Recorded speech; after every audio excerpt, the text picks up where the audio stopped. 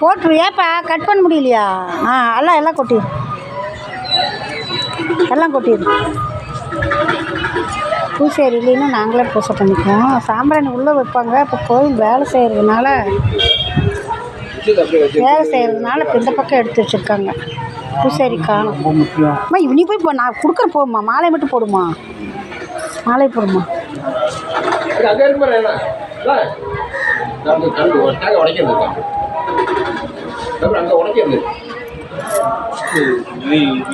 எடுத்து வைக்கிறேன் போயிட்டு வாமா. அது உள்ளே மேலே போகிறது தானே, நான் உள்ளே போகக்கூடாதுல்ல, உடச்சிட்டு வாமா. நான் எடுத்து வைக்கிறேன்.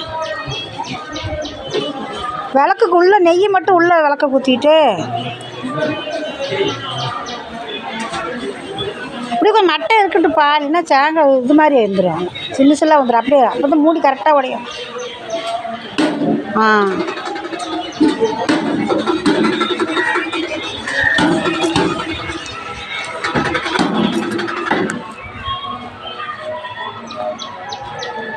நான் அப்புறம் பிச்சுக்கள் அங்கே கொண்டு வந்தேன்.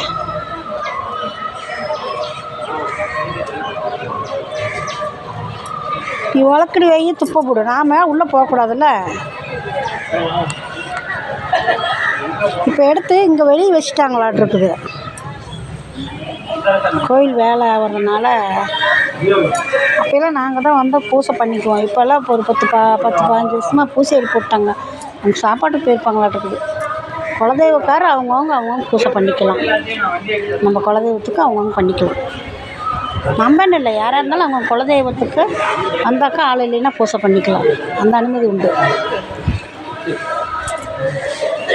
ரொம்ப பிக்காதுமா, குறுக்க உடஞ்சிரும். நிலம் தெப்ப குளத்தில் ஏறி தண்ணிக்கு உள்ள எல்லாம் இறங்கி குளிப்பெல்லாம் விடுறது இல்லையாட்டுது. எல்லாம் பூட்டி இருக்கிறாங்க. தீர்த்தம் வேணும்னா அங்கே டேங்கில் போய் கொண்டு வர வேண்டியதுதான்.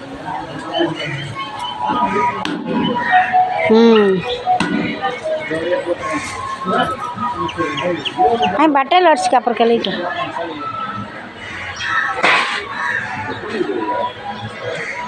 எங்க மாமா காய்? தேங்காய் உடைச்சதுனால அப்படியே இப்போ பொட்டில் அடிச்ச மாதிரி கரெக்டாக தட்டையில் வெயிட் பண்ணி உள்ளே போப்பா. நான் மாலையை தரேன் தான், மாலையை தரேன். அப்புறமே நெய் எடுத்து தரேன்.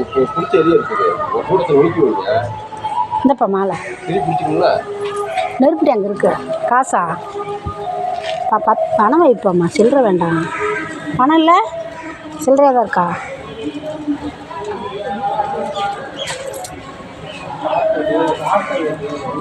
நான் பரிசு எடுத்துகிட்டு வரலையா? சில்லற பண்ண முருகன் கோயிலுக்குள்ளே போகிறப்பையும் அவங்க காசு எடுத்து வச்சு நான் எடுத்தாரேன். தட்டை அங்கேயே இருக்கட்டும், மாலை மட்டும் கொண்டு போய்ப்பேன். அவருக்கு ஜெருகும் தட்டும் கையில் எடுக்கணும், திண்டே இருக்கும்.